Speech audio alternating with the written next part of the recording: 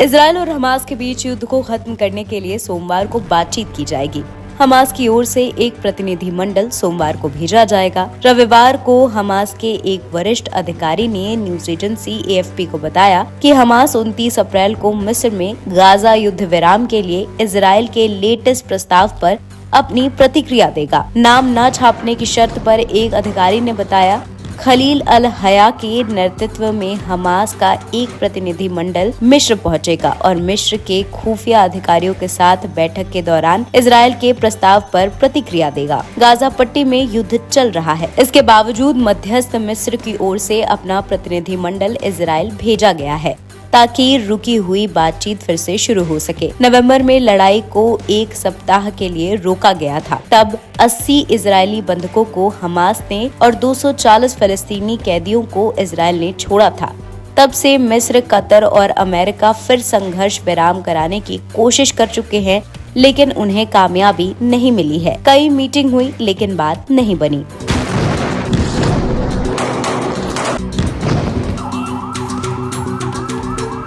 संघर्ष विराम और बंधकों की रिहाई के समझौते तक पहुंचने के लिए हाल के दिनों में राजनयिक प्रयास तेज हुए।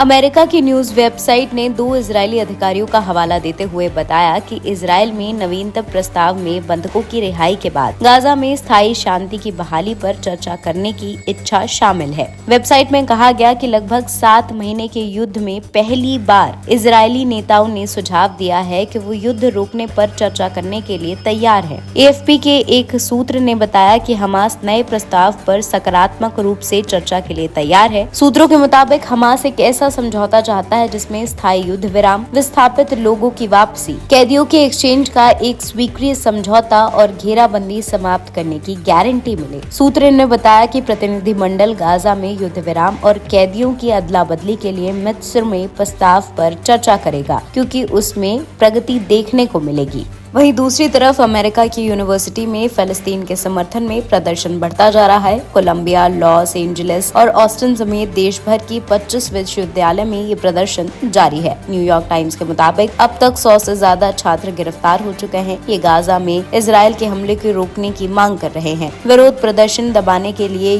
US नेशनल गार्ड को लाने की भी संभावना जताई गई है। NBT ऑनलाइन की रिपोर्ट।